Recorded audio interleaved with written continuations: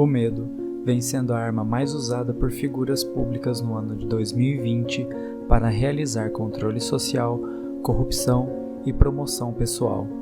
A natureza do método político nunca esteve tão exposta para a apreciação, sendo, portanto, extremamente importante usarmos essa oportunidade para refletirmos antes que uma estabilidade da competição predatória dos políticos ocorra, camuflando essas características que são inerentes de todas as vertentes coercitivas estatistas, porém talvez mais difíceis de serem observadas em algumas delas quando não se encontram sob estresse de um cenário fora de seu controle.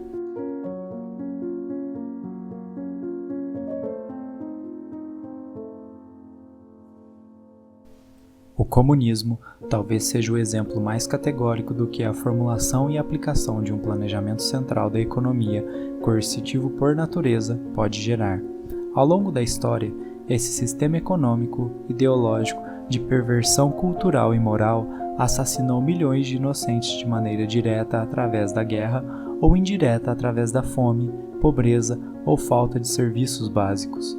É extremamente fácil observar os grandes problemas de sistemas coercitivos que apelam para diretrizes extremistas mais diretamente. Entretanto, diferentes arrumações de uma das mesmas bases que fomentam esse modo de produção de mortes são usados na articulação de sistemas que tentam promover uma camuflagem estratégica dessa natureza através de votos, posições ditas liberais, representatividade parlamentar ou instituições reguladoras e burocracia. O canal categoricamente vem desde abril de 2020 apontando as inconsistências, equívocos e perigos de se basear decisões importantes que vão impactar vidas de milhões em dados e previsões que, por definição dos princípios epidemiológicos, não podem ter sua qualidade assegurada, sendo, portanto, o mais adequado agir com temperança e ceticismo a medidas draconianas nunca antes implementadas na história de outras pandemias. Porém, a cada dia que passa, a evidência de que o povo brasileiro sofre as consequências de uma pandemia política e não viral, pelo menos comparativamente em periculosidade, fica mais forte. A população média se mostra desacreditada quando usa termos que ironizam a questão do vírus, resumindo sua posição compreensível após tantas controvérsias, sequestros de liberdades, mortes, apreensões, agressões e evidência de que a tão elevada comunidade científica e autoridades não souberam se articular com qualidade nessa situação. Como exposto em documentários passados, tanto por vias técnicas quanto por reflexões relacionadas às ocorrências político-culturais que estavam sendo praticadas, a narrativa do lockdown, possuindo nenhum amparo na literatura médica, sendo uma pseudo-estratégia sanitária empregada especificamente pela primeira vez na pandemia atual, levando aqueles não hipnotizados pela narrativa pré-estabelecida a identificarem de maneira correta a verdadeira natureza da quarentena forçada, o controle social pelo medo, desidratação de elementos políticos não concordantes com o status quo estabelecido e a prosperidade monetária ou de relevância de figuras públicas desonestas que foram colocadas em evidência devido a plataformas tendenciosas. Durante esse momento difícil e caótico, muito mais causado pela reação propositalmente exagerada de pessoas específicas para a evolução de uma agenda assassina, é fácil identificar e observar o lobo que parasita sua liberdade travestido de cordeiro que diz defender liberdades. Talvez o maior exemplo desse tipo de cenário seja demonstrado pelos liberais, onde supostamente são pessoas e elementos políticos que prezam pela boa, responsável e ponderada prática política. Entretanto, em sua maioria, se demonstram tão dispostos a usar do medo da população, apoiar lockdown e se colocarem em posições de verdadeiros salvadores ou fiscalizadores da verdade, prática muito vista no populismo de regimes genocidas. Grandes representantes liberais brasileiros como João Amoedo, Arthur Duval, MBL e inúmeras outras pessoas associadas a instituições que se dizem liberais são abertamente favoráveis quando não defendem diretamente a narrativa do lockdown ou as diretrizes que a competem. A falta de discussão equilibrada evidenciação da real qualidade dos dados e exposição da natureza altamente especulativa das previsões pelos expositores da narrativa pré-estabelecida, levou a uma histeria generalizada que culminou inicialmente em confrontos por papel higiênico e álcool em gel, até comportamentos preconceituosos completamente absurdos como conflitos em transportes públicos ou mercados em que uma pessoa que aparentemente exibe um sinal de se estar com um vírus que não se pode nomear, sinais esses que são, por definição, difusos dentro de qualquer capacidade diagnóstica, pois estão presentes em várias situações ou doenças, incluindo uma mera reação ao ambiente por poeira ou mudança térmica, é necessariamente identificada como alguém que carrega a enfermidade em questão. Dessa maneira, caos desnecessário foi criado, variando desde o confisco por parasitas de produtos de limpeza de empresas privadas até a agressão de inocentes, estes últimos infelizmente tendo sua liberdade às vezes confiscada em seu valor máximo, a vida. Um grande e triste exemplo nas últimas semanas desse ocorrido foi o caso dos jovens Gabriele Mendes da Silva e José Felipe de Lima Werneck, que estavam supostamente participando de uma aglomeração ou festa, denominada arbitrariamente ilegal pelo Estado, em que policiais foram chamados ao local pelos soldados ideológicos manipulados pelo suposto medo da situação que moram nas proximidades, para dispersarem e terminarem com a festa, embasando seu argumento que essa ação seria uma verdadeira salvadora de vidas. Porém, como já exposto de maneira extensiva, essa fundamentação é meramente opinativa em modelos que não são alimentados com dados que podem ter sua qualidade assegurada devido aos parâmetros temporais inadequados de um ponto de vista epidemiológico em que nos encontramos nessa situação difícil.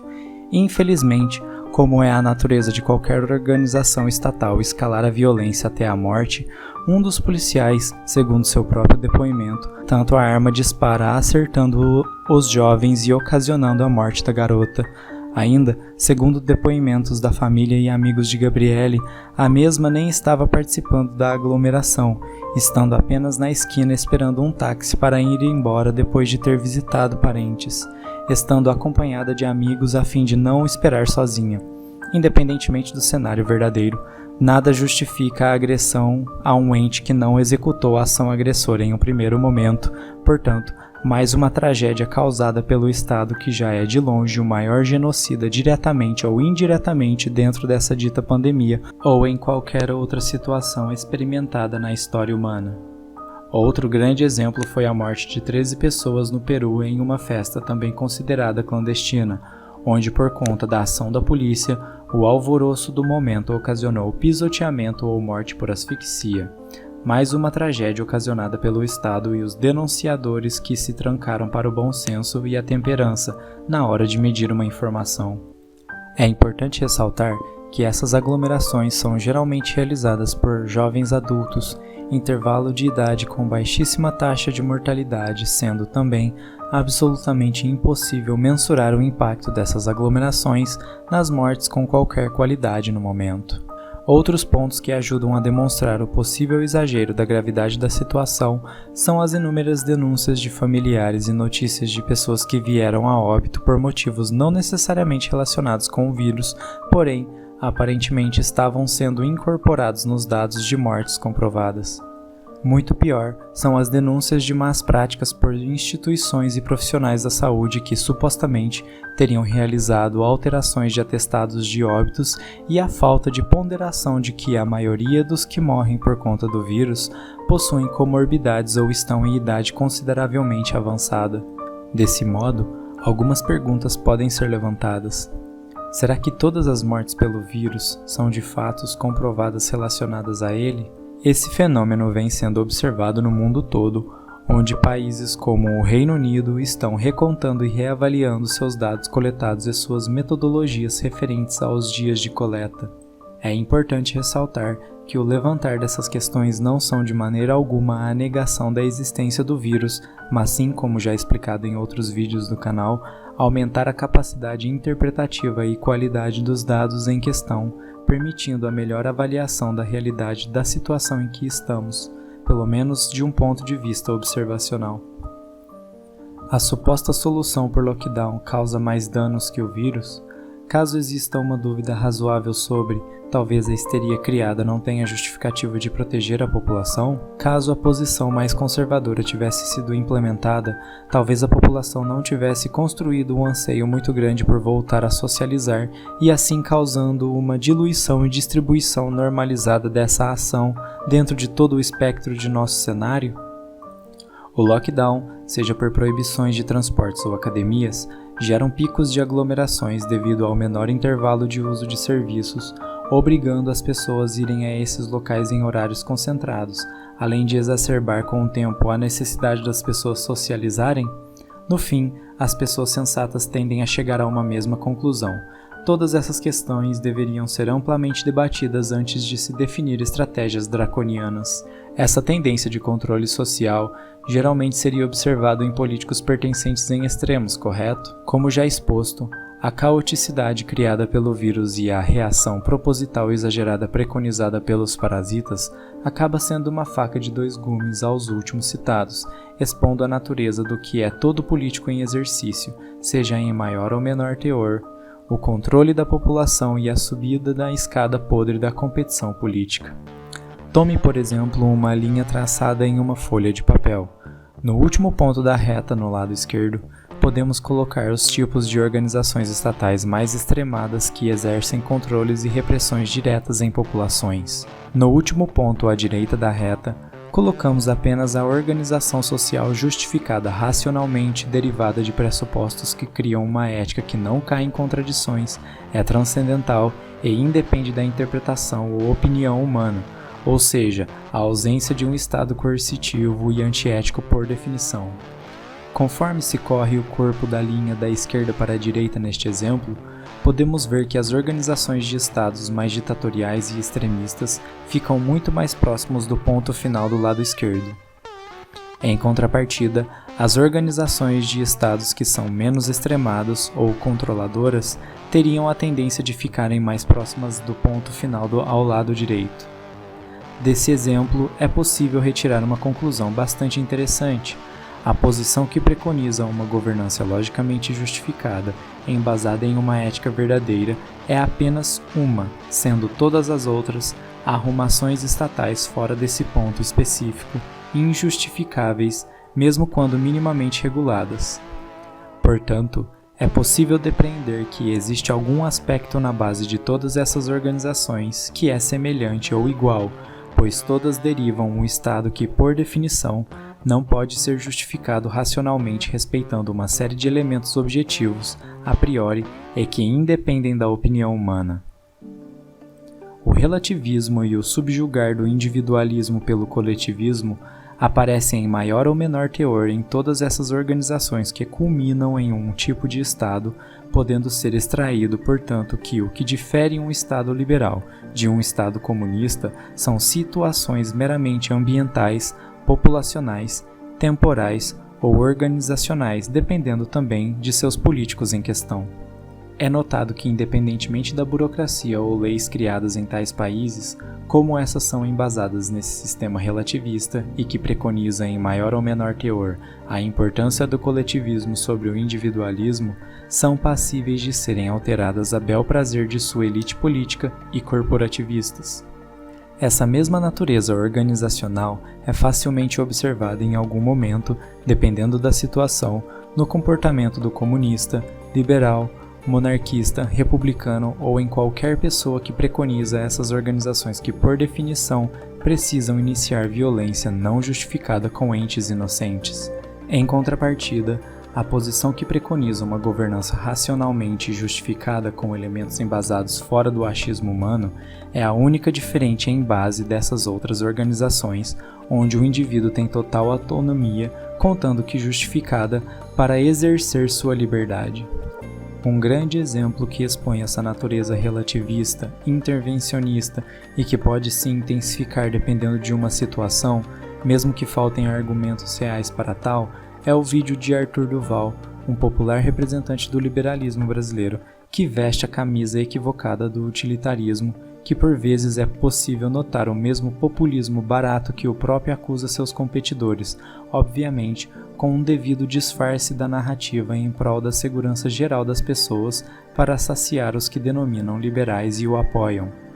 Em um vídeo lançado há mais ou menos um mês, o deputado é filmado andando pelas ruas da cidade de São Paulo, realizando uma série de intervenções ou tentativas de intervenções na propriedade alheia, cometendo o mesmo erro de todos que fizeram afirmações categóricas com dados questionáveis a respeito da pandemia, assumindo que aglomerações realizadas por pessoas necessariamente aumentam o número de mortes ou leitos ocupados em hospitais. Para aqueles que são de fato interessados em buscar a verdade a respeito de uma situação, sabem que essa colocação do liberal imputa em um erro já demonstrado há vários meses atrás, onde países que realizaram lockdown, mesmo assim possuíam a maioria ou grande parte de seus pacientes já em regime de isolamento forçado em suas residências. Ainda, muitos países que realizaram eleições ou tiveram poucas restrições, como a Suécia, que possui uma taxa de mortes em jovens e adultos de até 50 anos, bastante parecida ou menor com a de outros países da Europa que realizaram lockdown. É importante ressaltar que cada país possui seu arcabouço de variáveis específicas e que, quando presentes variáveis em comum, essas dificilmente se encontram em mesma intensidade, sendo extremamente problemático a comparação linear sem levantar essas diferenças pertinentes a uma exposição adequada. No caso da Suécia ainda, grande parte de seu número maior de mortes ocorreu por conta de um surto em casas de repouso, sendo uma fatalidade que deveria de fato, admitida inclusive pelos próprios oficiais do país, ter sido protegido com maior qualidade. Porém, essa ocorrência não justifica em momento algum o isolamento de pessoas saudáveis, pois o vírus possui uma série de vias de contaminação, podendo levar, caso realizado, consequências não previstas que podem agravar a problemática da situação, como temos visto em vários países com suas economias destruídas, onde agências internacionais já acusam o impacto do lockdown como o verdadeiro ceifador de vidas no ano de 2020. É evidente, inclusive, a tentativa de relativizar a situação da estratégia ponderada do país pelos soldados idólatras da narrativa pré-estabelecida, quando recentemente se viu um pequeno pico de novos casos, porém, essas matérias dificilmente expõem com o mesmo rigor e atenção a constante queda no número de casos novos e mortes que o país vem tendo por muito tempo, sendo quase relevado o fato de que, mesmo com os novos casos, ainda são registrados poucas ou nenhuma morte por dia. Por outro lado, a desonestidade dessas matérias se limitam a especular tendenciosamente em falas das autoridades, assumindo que colocações completamente normais de um ponto de vista técnico, como a declaração de que novas estratégias estão sendo estudadas, remetem a um completo arrependimento e implicam na restrição da quarentena forçada de pessoas saudáveis, coisa que por várias entrevistas, os próprios epidemiologistas do governo sueco dizem que algumas coisas poderiam ter sido feitas diferentes, mas restringir a liberdade das pessoas a nível de lockdown está fora de questão, pois essa estratégia possui nenhuma evidência e influência positiva no espectro geral da situação atual. Na Europa, países como Alemanha e Espanha iniciam organizações entre pessoas compostas de médicos e outros profissionais da saúde que contestam os dados, narrativas e metodologias da fala pré-estabelecida. Outros países da região, como comentado já no documentário, a Inglaterra, por exemplo, encontrou indícios de erros e fraudes em sua contagem, iniciando o processo de recontagem e reavaliação dos mesmos. Todos esses elementos brevemente comentados neste documentário, mas já apontados em vídeos passados ou por outros canais e denúncias, levantam uma grande dúvida razoável a respeito da real periculosidade do vírus, expondo ainda mais o exagerado comportamento daqueles que apoiam a narrativa pré-estabelecida. Uma vez expostos uma série de elementos, fica claro que aquela boa, ponderada, bem dosada e justificada prática política não é de fato exercida por nenhuma pessoa que defenda o lockdown de empresas e de pessoas saudáveis, pois essas se baseiam em dados problemáticos e duvidosos, além de previsões que não respeitam o básico das preconizações em análises epidemiológicas adequadas para bater o martelo e condenar empresários à falência, o pobre à fome e agravação de sua situação já ruim, o doente que precisa de um diagnóstico ao agravamento de sua condição, a queda da qualidade de vida geral da população, as pessoas depressivas ao suicídio e o subsequente aumento da mortalidade de um país por decorrência da sua destruição econômica. Realmente, de ponderados, essas pessoas possuem nada e praticam em base os mesmos pressupostos genocidas que foram usados nos regimes mais assassinos já estabelecidos na história da humanidade. A relativização do certo e do errado, do bom e do ruim, dos limites que competem à ciência, à própria liberdade, enfim, de todos os setores econômicos, sociais, culturais e tecnológicos, é a principal arma e fundamentação das regras vigentes de todos os regimes ditatoriais, alguns mais diretos, outros camuflados de supostas boas práticas, mas indefensáveis do mesmo modo por vias lógicas e éticas praticadas pelo lobo que espreita na escuridão esperando e tentando a todo momento aumentar, mesmo que pouco, sua influência e parasitismo no grupo de ovelhas, a maioria inocentes, que apenas querem seguir suas vidas em paz. Lembrem-se, o inimigo mais perigoso é aquele que não se pode ver, e cuidado com os lobos disfarçados em pele de cordeiros ou aqueles que mantêm a neutralidade frente a uma injustiça ou lei errada. Não se esqueçam, o soldado alemão na Segunda Guerra já dizia "Ich mache nur meinen Job". O soldado russo no campo de concentração falava "Ja Dielus Zvajorabot". O policial americano que prende inocente clama "I'm just doing my job, ma'am". E o policial brasileiro que prende pessoas pacíficas em praias ou praças, muitas vezes mulheres indefesas, como o caso da senhora que teve suas costelas fraturadas em Araraquara por estar sozinha tomando sol num banco público, falam "Estou apenas fazendo o meu trabalho, cidadão". Se a reflexão e dados trouxeram algo de positivo para a sua formação de opinião, deixe seu like, se inscrevam, compartilhem e questionem toda a narrativa e autoridade pré-estabelecidas. Senhoras e senhores, meu nome é Renan Santanelli e obrigado por assistir o canal Categoricamente. Tenham um bom dia e fiquem bem.